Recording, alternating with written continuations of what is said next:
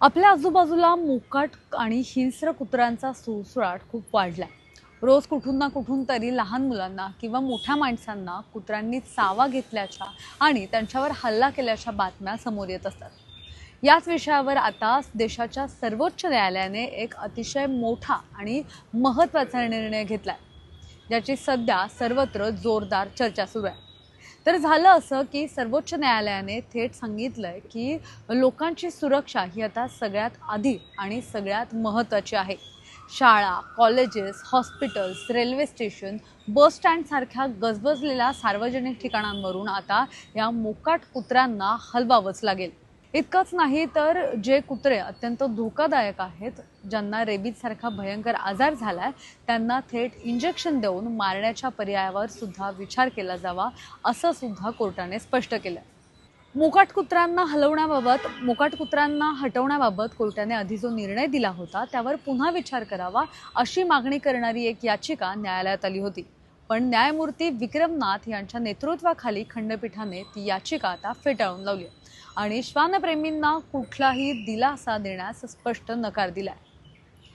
कोर्टाच्या निर्णयामुळे आता देशभरातील प्राणी हक्क संघटनांनी मात्र तीव्र नाराजी व्यक्त केली आहे। आता या सगळ्यात कोर्टाने एक अतिशय कडक आणि रोखठोक सवाल सुद्धा उपस्थित केलाय, ज्याने या विषयाला आता एक नवं वळण मिळालंय। कोर्टाने विचारलंय की जे लोक किंवा ज्या स्वयंसेवी संस्था या मोकाट कुत्र्यांचा कळवळा घेतात, त्यांच्या संरक्षणाचा दावा करतात, त्या संस्था या कुत्र्यांनी केलेल्या हल्ल्यांची जबाबदारी स्वीकारणार का? जर एखाद्या विशिष्ट भागात कुत्र्यांच्या हल्ल्यामुळे सर्वसामान्य नागरिकांना इजा झाली तर याची कायदेशीर आणि अधिक जबाबदारी घेणार का? ही घ्यायला हवी, मात्र ही घेतली जाणार का, असा सुद्धा प्रश्न उपस्थित केला।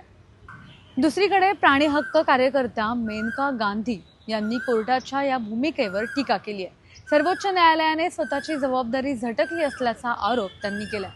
कोर्टाने आधी जे निर्देश दिले होते त्याचं प्रशासनाने कुठेच पालन केलं नाही।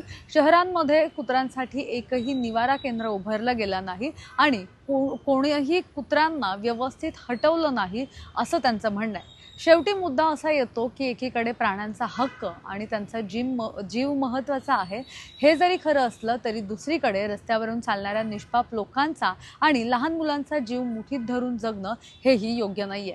सर्वोच्च न्यायालयाच्या या कडक भूमिकेवर आता सरकार आणि स्थानिक प्रशासन यावर नेमकी काय पावलं उचलणार आणि सर्वसामान्यांचा प्रवास कधी सुरक्षित होणार हे पाहणं आगामी काळामध्ये महत्त्वाचं असणार आहे। कॅमेरा पर्सन अजय गांगुर्डेसह मी मोना येनपुरे, सिविक मिरर, पुणे।